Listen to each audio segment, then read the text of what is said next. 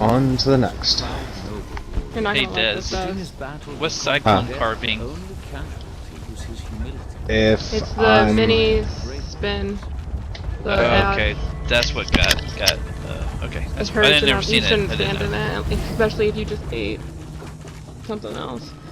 I'm gonna leave it up to you, because I forgot to do it, and I'm catching right now that it's going to be a detriment if I don't fix it. I have the wrong version of Rune. And if I don't fix it, you're not going to see as much power of the light as you want to. Okay, alright. When you said rune, I read it, and I thought you were talking about Scalding Rune for some ungodly reason. No. If you want, go ahead, pour it out, and get it swapped. I intended to switch it because of power of the light. That's fine. Also, if you have a large amount in tenacity, you could spec some of that over to Mooncalf to help with your stam regen. I'm 75 in tenacity.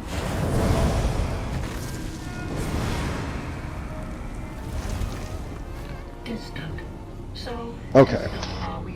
Heathen. Whenever you are ready. Hello? Hello. I thought Orb was Portgess.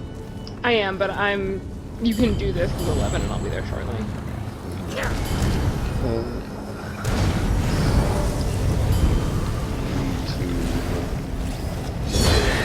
Okay, DPS for Lothus. Here's going to be a lovely little trick. Whenever we are doing plus Lothus slash plus 2, he is going to jump around and his positioning will be different. Here is the thing to note. Whenever he moves, recast your ground-based AoEs. Orb, wall, path, whatever else happened. So like right now, go ahead and reposition.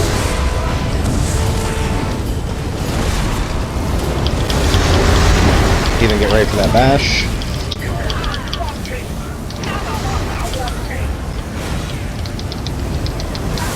That was totally my bad, guys. Don't do what I just did. Whenever cone goes out, stand still.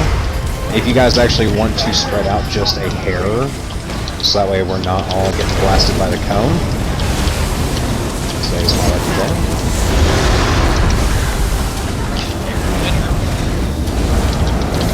All day. Replace those AoEs.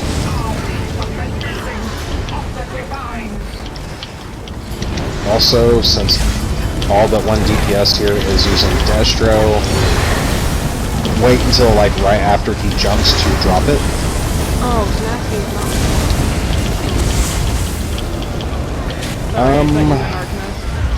Lock heal. Pull the ads behind Locust, same as Found, so that way they can cleave down. Those look horribly enraged, right? Yes. Get the reses immediately.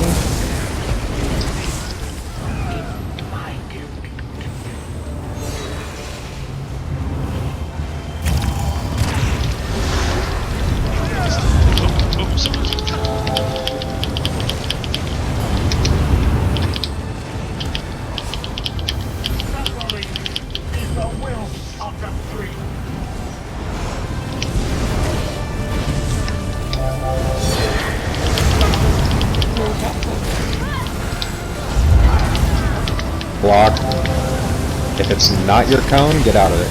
The animation to look for with cone is your chest is going to glow green. So if you have that green glow, don't move.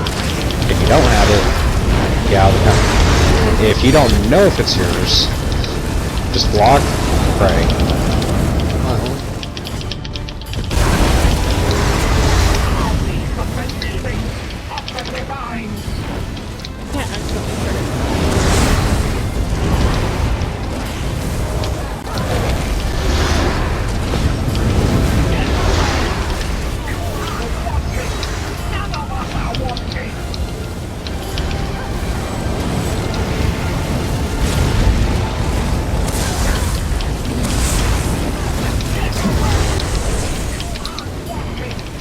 Every orb on Lotus.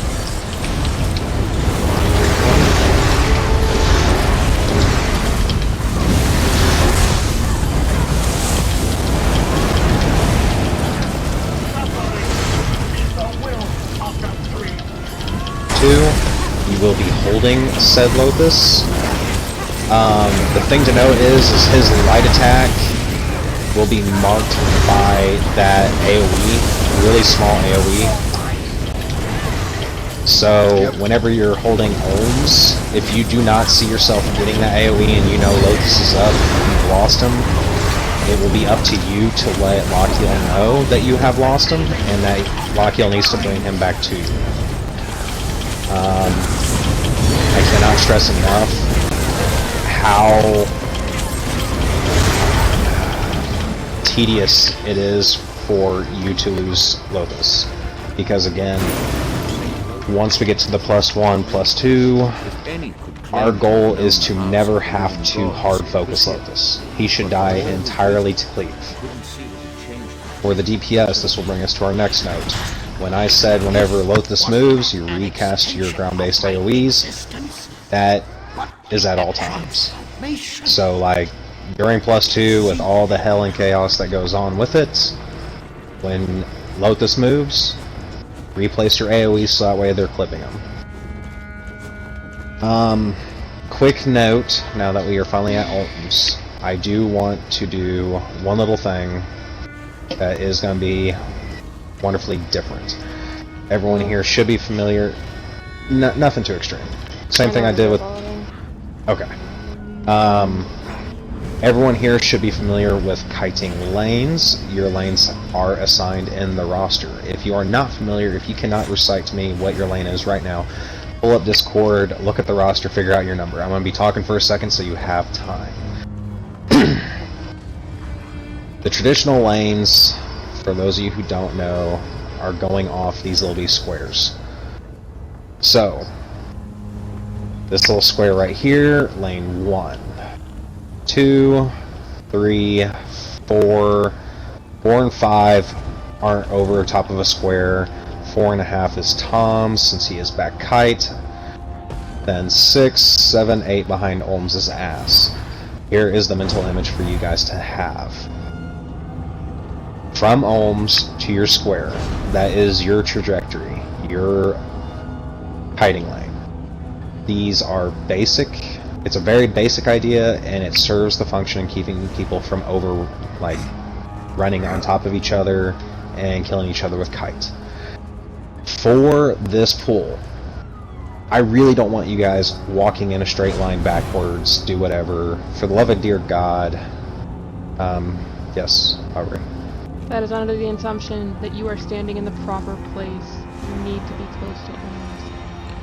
If you're standing like at the back of your lane and kite starts, you might actually have some hiccups. So make sure you're standing close enough to Ohms for your lane to actually exist. Because even with what Des is about to say, your lane is still important. It's not null and void by what he's about to say. Correct. So, if there is nothing stopping you from doing so, or you are not focusing something else, you need to be up on Ohms' nuts. Do not hang out at the back of your lane. Just because you are mag does not mean you get to be scared and hang out at church. Hanging in the back of your lane can be very, very problematic. Because you're going to get kite at the back of your lane, you're going to move around, and you're going to have neighbors coming back to wherever you might be dancing around.